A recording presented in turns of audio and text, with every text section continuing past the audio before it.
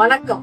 Welcome to the art exhibition of 2025 held by GS Artway by Ma'am சக்திராணி அவங்கள பேட்டி காணலாம். Ma'am ரொம்ப congratulation. First of all உங்களை ரொம்ப பாராட்டணும். நம்ம பெரிய பெரிய ஜாப் வாழ்க்கையில எவ்வளவோ பேரை நம்ம இது பண்ணிடணும். அதெல்லாம் சின்ன குழந்தைகளோட அந்த அவங்களோட கலைத்திறனை எவ்வளவு அருமையா நீங்க வெளிக்கொண்டு வந்திருக்கீங்க. இது நீங்க இப்படி ஆரம்பிச்சது உங்களை இன்ஸ்பயர் பண்ணவங்க யாரு நீங்க சொல்லலாம்? வணக்கம், என்னோட name Sakthirani. TS Artway academy நடத்திருக்கேன். ஒரு 22 இயர்ஸா ஆன்லைன் கிளாஸ் ஆஃப்லைன் கிளாஸ் எல்லாமே எடுத்துருக்கேன். ஆன்லைன் கிளாஸ் இப்ப பிக்கப் நல்லா இருக்கு. ஆஃப்டர் த கொரோனாவோட நிறைய பாதிப்பு இருக்கு. ஆனா இந்த பாதிப்பு வந்து குழந்தைகளுக்கு இருந்து இல்ல திறமையை வெளிக்கொண்டுறதுக்கு எனக்கு வாய்ப்பா இருந்தது. செல்போன் வந்து இப்ப சமீப காலமாக குழந்தைங்க நிறைய ஷார்ட்ஸ் பாக்குறாங்க, நிறைய மிஸ்யூஸ் பண்றாங்க, நிறைய ரீல்ஸ் பாக்குறாங்க பேரண்ட்ஸ் இருக்கும். பட் என்னோட மாணவர்கள் அதே செல்போன் மூலியமா ஆன்லைன்ல அந்த டைமை அழகா யூஸ் பண்ணி இவ்வளவு அழகான பெயிண்டிங்ஸ் எல்லாமே எனக்கு கொடுத்துருக்காங்க. ஸோ அவங்களுக்காக நான் ஸ்பெஷல் தேங்க்ஸ் சொல்றேன். அவங்களோட பேரண்ட்ஸ்க்கும் இது ரொம்ப வெரி சக்சஸ் ஷோவா இன்னைக்கு நடந்துட்டு இருக்கு அகாடமியில. இன்ஸ்பயர் அப்படின்னு சொன்னா எனக்கு டீச்சர் ரொம்ப பிடிக்கும். உங்களோட குருக்கள்ல யாருன்னா நீங்க அதை பத்தி எப்படி நீங்க வந்து இந்த மாதிரி பெயிண்டிங் எல்லாம் கொண்டு வரீங்க? நான் வந்து MFA master of fine arts college fine arts பண்ணும்போதே எனக்கு வந்து நிறைய நல்ல நல்ல ஆசிரியர்கள் கிடைச்சாங்க வழி நடத்துறதுக்கு. சந்தோஷ் சாரா இருக்கட்டும், மனோகர் சாரா இருக்கட்டும், நிறைய பேர் எனக்கு வந்து வழி நடத்திருக்காங்க. ஸோ அதனால எனக்கு ஒரு டீச்சிங் மேல எனக்கு ஒரு நல்லா பண்ணணும் அப்படிங்கிறது, இன்னும் இலக்கா பசங்களுக்கு ரொம்ப ஈஸியா கேட்ச் பண்ணணும் இது அப்படிங்கிறது தான் என்னோட டீச்சிங் மெத்தட்ல இருக்கு. இந்த கலைங்கிறது வந்து நாட் ஒன்லி சயின்ஸ் மேக்ஸ் மாதிரி கம்பல் பண்ணி பண்ணா வராது. ஸோ நான் ஒரே ஒரு விஷயம் அவங்கள்ட்ட ரசிச்சு பண்ணுங்க, எவ்வளவு என்ஜாய் பண்ணி பண்ண முடியும். ஒரு பெயிண்டிங் எப்படி பண்ணுவோமோ அப்படிதான் இருக்கும் என்னுடைய கிளாஸஸ். ஸோ அப்படி என்ஜாய் பண்ணி தான் இந்த அளவுக்கு நம்மளால பண்ண முடியும் அப்படிங்கிறது. ஸோ இங்க வந்து ஒரு 55 ஸ்டூடெண்ட்ஸ் பார்ட்டிசிபேட் பண்ணிருக்காங்க. ஒரு 180 ஸ்டூடெண்ட் பெயிண்டிங்ஸ் வந்து டிஸ்பிளேல இருக்கு. ஸோ ஈச் ஸ்டூடெண்ட் 2 மார்க் கொடுத்தாங்க. All over Tamil Nadu. இங்க தமிழ்நாடு அப்ராட்லயே எடுக்கிறீங்களா நீங்க ஆன்லைன் கிளாஸ்? எஸ், ஆன்லைன்லயே எடுத்துட்டு நான் ஆன்லைன் கிளாஸஸ் எடுக்கிறேன். நிறைய கிளாஸஸ் போயிட்டு இருக்கு. அதுல இருந்து 2 பசங்க அட்டெண்ட் பார்ட்டிசிபேட் பண்ணிட்டாங்க. உங்களுக்கு பெயிண்டிங் பண்ணி எப்படி உங்களால டைம் ஒதுக்க முடியுது? இந்த மாதிரி எவ்வளவு பேட்சஸ் இருக்கு, உங்களால டைம் எடுக்க முடியும்? டெஃபினட்டா கொஞ்சம் டஃப் தான். பட் எனக்கு எவ்ரிடே 4 ஹவர்ஸ் கிளாஸஸ்க்கே போறோம்.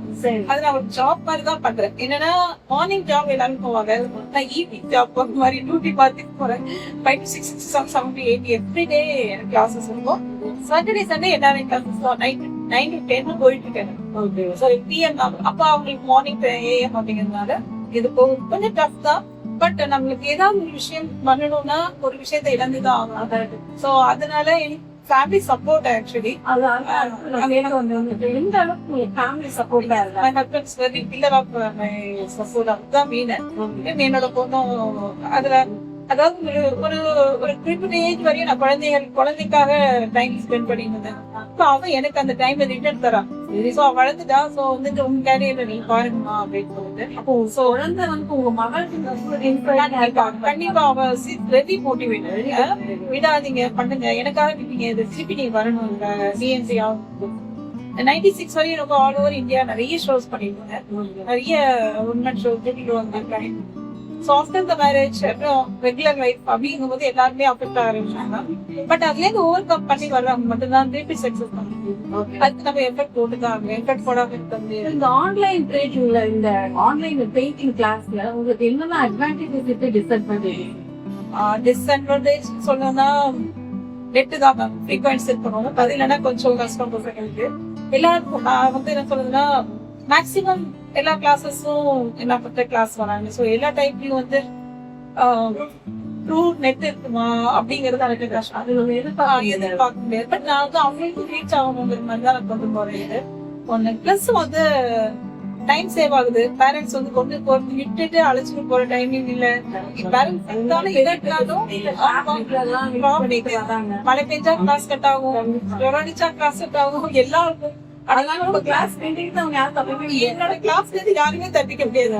ஃபீவரே சப்பச்சு போட்டா உட்காந்து கூடாக்கா அப்படிடா அப்படின்னு சொல்லுவேன் நானு. சோ அந்த மாதிரிதான் என்னோட கிளாஸஸ் போயிட்டு இருக்கு.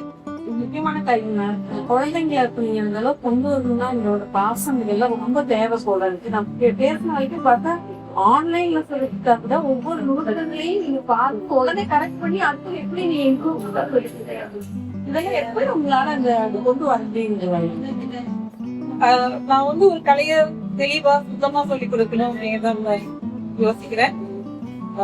ஒரு கல்வினாவே கற்க நன்மைங்கிறது கலை இல்லாம கற்கணும் அப்படிங்கறது அதுல வந்து ஒரு சின்ன தப்பு கூட வரக்கூடாதுங்கிறது தான் பாக்குறேன். சோ சின்ன குழந்தைங்க தான் அவங்க நிச்சயமா தப்பு பண்ணுவாங்க. ஆனா 1 or 2 times ஒரு 5 times அவங்க போட்டாலும் 5 times திருப்பி நான் கரெக்ட் பண்ணுவேன். அதுக்கு டைம் நைட்டு 12 மணி ஆனாலும் கரெக்ட் போகதான் செய்யும். அந்த மாதிரி தான் இருக்கும். சோ ஒரு விஷயம் பண்றோம்னா அந்த டெடிகேஷன் இருக்கணுங்கிறதுக்காக தான் அந்த ட்ரைனிங் தான். இது ஒன் ஆஃப் த ட்ரைனிங் தான். நான் என்னுடைய கிளாஸஸ்ல அதுதான் பசங்க சொல்லி கொடுத்து வரேன். நீங்க ஒரு விஷயத்துல சக்சஸ் ஆகணும் என்ன இருந்தாலும் அதுல ஒரு டெடிகேஷன் இருக்கணும். அதுல நீங்க ஃபேஷன் இன்வால்மெண்ட்டுக்காக அது சக்சஸ் ஆக முடியுது அப்படிங்கிற ஒரு விஷயம் தான். இப்போ நான் வந்து 2002 என்னோட மேட்ச் கம்ப்ளீட் ஒரு 23 இயர்ஸ்க்கு அப்புறமும் திருப்பி நான் இந்த ஆர்ட்டை இன்னும் லவ் பண்ணிட்டு இருக்கேன். இன்னும் பண்ணிட்டு இருக்கேன்னா அது ஆத்மாத்மா செய்யணும். செஞ்சாதான் அது வர முடியும் அப்படிங்கிறது. அந்த ஆத்மார்த்தமான அந்த ஒரு மனசு அந்த இது வந்து உங்களோட பெயிண்டிங்ஸ்லயே வெளிப்படையா நல்லா தெரியுது. ஒவ்வொரு பெயிண்டிங்ஸும் ஒரு கதை சொல்லிதான் நான் முன்னாடியே நான் சொல்லிட்டு இருந்தேன். அவ்வளவு இந்த எமோஷனலா அந்த அளவுக்குமே நீங்க வந்து வந்துருக்கீங்க. நான் ஆக்சுவலி நான் இதை என்ஜாய் பண்றேன். என் மைண்ட்ல வந்து ப்ளஸ்ஸா இருக்கு. எனக்கு எவ்வளவு வழிகள் இருந்தாலும் இதனால மறந்து போகுது. சோ இந்த சந்தோஷத்தை நான் மத்தவங்களுக்கு கடத்த விரும்புறேன். நீங்க கத்துக்குங்க, அதை என்ஜாய் பண்ணுங்க. அதை சொல்லி புரிய வைக்க முடியாது. ஒரு இசை எப்படி நீங்க ரசிச்சா அனுபவிக்க முடியுமோ அதேதான் கலை ஓவியம். ஓவியங்கள் வந்து நீங்க பண்ணும்போது இருக்கிற அந்த இன்வால்வ்மெண்ட் வேற எதுலையும் கிடைக்கிறது இல்ல. நான் அந்த சுத்தத்தை அனுபவிக்கிறேன். அதனால என் குழந்தைங்களுக்கும் அதை நான் வந்து கடத்துறேன். நான் ஈச் ஸ்டூடெண்ட் என்னோட ஸ்டூடெண்டா நினைக்கிறேன். என் பொண்ணுக்கு எப்படி சொல்லி கொடுக்கணும், என் பையன் கேட்கணும். சோ அதுதான் நான் எடுக்கிறேன். சோ அவங்கள்ட்டையும் தப்பு வரும். எதுலையுமே நான் கொஞ்சம் நல்லாவே பண்ண 2 ரூபாய் இல்லைன்னா பூப்படம் செய்வேன். பூப்படம் எடுக்க முடியாது. சோ அது பண்ணிதான் ஆகணும், இன்னைக்கு போடுதான் ஆகணும் அப்படின்ற மாதிரி இந்த ஆர்டிக்டாவே லவ் பண்ணி பண்ற ஒரு விஷயத்த வந்து கம்பல் பண்ணா வராது பசங்கள்ட்ட. சோ அதனாலதான் எனக்கு வந்து சாஃப்டாவே இன்னைக்கு கூட பிரச்சனைங்களா அப்படிங்கிற மாதிரிதான் கொண்டு போயிட்டு வேணாம். இது இந்த சக்சஸ்க்கு பேரண்ட்ஸ் ரொம்ப சப்போர்ட் மெயினா. ஏன்னா நான் சொல்றது அந்த விஷயத்தையும் அவ்வளவு அக்ரி பண்றாங்க. குழந்தைகளை கொண்டு வரதுக்கு நான் மட்டும் இல்ல கத்தாங்க, அந்த சைடு அவங்களும் போயிட்டாங்க. மேம் இந்த கோசா வந்து அற்புதமா இருக்கும்.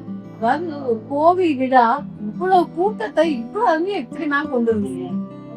எனக்கு ஒரே ஒரு ஆசை என்னன்னா பரிவார யானைகளோட வரும்போது நம்மளால கூட்டத்தை எடுக்க முடியாது. ஏன்னா யானைக்கு மேய்ந்து நிறைய பேர் விலகுகள் இருக்கும். சில பேர் ரசிப்பாங்க. எனக்கு வந்து ஒரு சில மேலதாளம் பார்க்கிறவங்கள்ட்ட பின்னாடி வர கூட்டம் பார்க்க முடியாது. சோ வருஷம் தட்டு கொண்டு வரவங்கள முன்னாடி பார்க்க முடியும். இப்படி இருக்கும். இதுல பாத்தீங்கன்னா வருஷம் தட்டோட வர்றாங்க. படம் அந்த படங்களோட வர்றாங்க. அதுக்கு மேலதாளத்தில் பார்க்குது. சோ இத பாதிக்கிற பக்கத்துல வந்து சும்மா பூ கொடுக்கணும், சாமிக்கு போனதுக்காக வெயிட் பண்ணி இருப்பாங்க. சோ ஒரு குழந்தை வந்து யானை வருது அப்படின்னு அம்மாட்ட பயந்துட்டு ஒட்டுங்கிற மாதிரியான ஒரு இது. சோ இந்த மாதிரி நிறைய சிச்சுவேஷன் தான் இது. அந்த பக்கம் அந்த இன்னொரு மெயின் கான்செப்ட் இதுல வந்து நாட் ஓன்லி ஒன்லி அது தூக்குறவங்க எல்லாம் வந்து ஒன்லி ஒரு மட்டும் இருக்கக்கூடாது. எல்லா டீமுக்கும் ஒரு காமன் சாமி வந்து எல்லாரும் சமம் அப்படிங்கிற மாதிரியான ஒரு இதுதான் அதுல கொடுத்திருப்பேன்.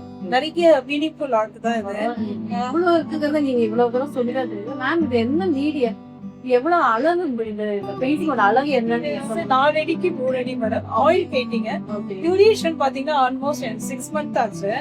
சோ அந்த அளவுக்கு ஒரு கேரக்டரா யோசிச்சு சோ அதுக்கு மேட்ச் ஆகணும், லைட்டிங் செட் ஆகணும். சம்டைம்ஸ் அப்படியே வச்சுட்டு அப்புறமா பண்ணுவேன். இந்த மாதிரி நிறைய டைம். நீங்க இதுல இருந்து இதெல்லாம் இன்ஸ்பயர் ஆகி நிறைய எதை பார்த்து இன்ஸ்பிரேஷன் அப்படி உங்களோட கற்பனைகள் தான். எல்லாமே கற்பனைகள் தான். எனக்கு யானைகள் இப்போ கொஞ்சம் சிக்னேச்சர் ஆஃப் சைன் அப்படிங்கிற மாதிரி நான் பண்ணிட்டு இருக்கேன். So full and full elephant paste பண்றேன். அது சோ பார்த்தாலே புரியுது. அத எலிஃபண்ட் வச்சு பண்ணும்போது அதோட என்னென்ன ஆக்ஷனோ என்னென்ன ஆக்டிவிட்டில எல்லாம் நான் அதை பயன்படுத்துவோம். எப்படிதான் அதை என்ஜாய் பண்ணுவேன். சோ நிறைய லாட் ஆஃப் பெயிண்டிங்ஸ்ல பாத்தீங்கன்னா யானை குழந்தைங்களோட கடல் பின்னணியில ஜில்லுன்னு காக்கோட அந்த என்ஜாய்மெண்ட் எப்படி இருக்கும், அந்த பிள்ளைங்களோட ரியாக்ஷன் எப்படி இருக்கும் அப்படிங்கிற ஒரு பாட்டு யானையை வச்சு யோசிக்கிற போது அதையெல்லாம் ஒண்ணு டிஃப்ரெண்டா செய்யலாம். அடுத்த பெயிண்டிங் பத்தி நீங்க சொல்லுங்க. அந்த யானை சவாரி போற அந்த பெயிண்டிங் வந்து நீங்க சுக சவாரி நம்ம பார்த்துருக்கோம். இப்ப ஜெனரேஷன் யானை சவாரியை பார்த்து ஒரு காலத்துல யானை சவாரி ஆக்சுவலி பாத்தீங்கன்னா ராஜா காலத்துலதான் யானைகள் வந்து நம்ம பயணிச்சிருப்போம். எல்லாமே இப்போ ஆல்மோஸ்ட் காலங்கள் மாற மாற நம்ம வந்து அதெல்லாம் எப்பயாவது யானையும் குதிரையும் அதிசயமா பாக்குற மாதிரி ஆயிடுச்சு. அதனால நம்மளோட வாழ்க்கை அதோட இந்த அடிப்படையில் தான் இப்ப வெளியில இருக்கிற மாதிரி நம்ம பார்க்கணும், அதிசயமா பார்க்கணும். சோ எனக்கு வந்து என்னன்னா அதுல ஒரு சவாரி பண்ணா குழந்தைங்க பெரிய என்ஜாய் பண்ணுவாங்க. அது ஒரு ஷீஷோங்க.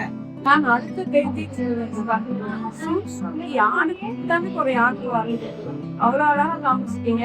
அதுலயும் இப்ப லேட் அந்த சைட்டிஸ்ட் எல்லாம் சொல்லியோ மாதிரி ரொம்ப இப்போ மண் சிற்பங்கள் அப்படின்னு சொல்றாங்க. மண் சிற்பங்கள் வந்து ஏன் அது எலிபெண்டா இருக்கக்கூடாது அப்படின்ற ஒரு கற்பனை தான் அது. அது வந்து ஒரு யூடியூபரும் வந்தாச்சு. So அதுவும் அவங்க ஒரு செல்ஃபி எடுக்கிற மாதிரி இன்டர்வியூ எடுக்கிற மாதிரி அந்த மாதிரி ஒரு விஷயம். எலிஃபென்ட் அது இல்ல, ஆனா எலிஃபென்ட் இருக்கு அப்படிங்கிற மாதிரி எடுத்துட்டு அது ஒரு ஒவ்வொரு அலைகளும் அங்க வர மாதிரி இந்த colourful waste and sand effect, அப்புறம் வந்து சாண்ட்லயே நான் ஸ்கல்ப்சர் பண்றது இருக்கு. ஸோ எல்லா பீஸா தேர்ஸ்ல இருக்கும். ஆனாமே அது எல்லா பிக்சர்ஸ் ஸோ இது எல்லாமே ஒரு கேரக்டரும் எல்லா கேரக்டர்ஸும் டிபெண்ட். இதெல்லாம் கொஞ்சம் பேலன்ஸ் பெயிண்டிங் பண்றேன். ஸோ அதனாலதான் ஆயில் பெயிண்டிங் ஆல்மோஸ்ட் அதே 4 feet பெயிண்டிங். அது எவ்வளவு நேரம் ஆச்சு? அது ஒரு 2.5 month இருக்கும்.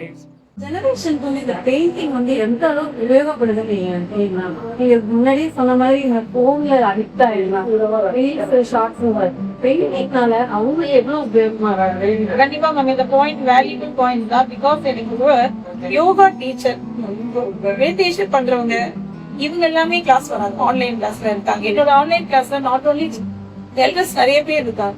அதுக்கு ரீசன் என்ன அப்படின்னா அவங்களுடைய இன்வால்மெண்ட் ஒரு தாகம் வந்து இன்னும் அவங்களால இது பண்ண முடியல, அதை சாக்ரிஃபைஸ் பண்றதுக்கு எட்ட வராங்க. ஸோ இது மெடிடேஷன் ப்ராப்ளம் மாதிரி இந்த ஒரு விஷயம். ஸோ இது இப்ப இருக்கிற இந்த ஓடிட்டே இருக்கிற இந்த ரன்னிங் லைஃப்ல ஸ்டூடெண்ட்டுக்கு குழந்தைகளுக்கு மட்டும் இல்லை பெரியவங்களுக்கும் தேவையா இருக்கு ஒரு நிதானம். அந்த நிதானம் இந்த ஓவியங்கள் மூலியமா வந்தவங்க எல்லாமே அதுதான் சொல்றாங்க. மேம் வந்து பிறகு ஒரு பிளஸ் டூ படிக்கிறவங்க வீடா இருக்கணும், ஒரு ஏதோ நோக்கி மூடிட்டு ஒரு பிசினஸ் மேன் அவங்க எல்லாம் வரும்போது என்ன சொல்ற விஷயம் ஜாயின் பண்ணி ஒரு 6 month ஃப்ரீயா இருக்கணும். ரொம்ப ப்ரெஷரா இருந்தா ஒரு டிராயிங் போடுவேன், பென்சில் ஸ்கெட்ச் போடுவேன், ரிலாக்ஸ் ஆயிடுது. தேங்க்யூ மேம் எனக்கு போன் வரும். ஸோ எனக்கு இது வந்து என்ன சொல்ற மறைமுகமான ஒரு மருத்துவம் மாதிரி தான் இருக்கு.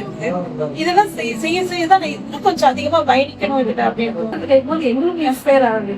கண்டிப்பா இந்த மாதிரி பெயிண்டிங்ஸ்னால இந்த அளவு நம்ம மன அமைதியும் கிடைக்குங்கிறது இல்லையா ரொம்ப அழகா இருக்கு. கண்டிப்பா படம் ஒரு மூவி பார்க்கறதுனால என்ஜாய்மெண்ட் மட்டும் தான் பண்றோம். அதே 3 hours எனக்கு ஒரு பெயிண்டிங் பண்ணும்போது லைஃப் நிற்கும். அது ஒரு மிஸ்ட்ரி, ஒரு படைப்பாற்றல் உங்களுக்கு வரும் இல்லையா. படைப்பாற்றல்ங்கிறது இறைவனுக்கு சமமான விஷயம், அதுதான் பண்ணணும்.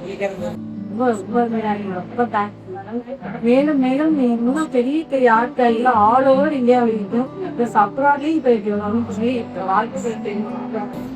Thank you so much ma'am. Thank you.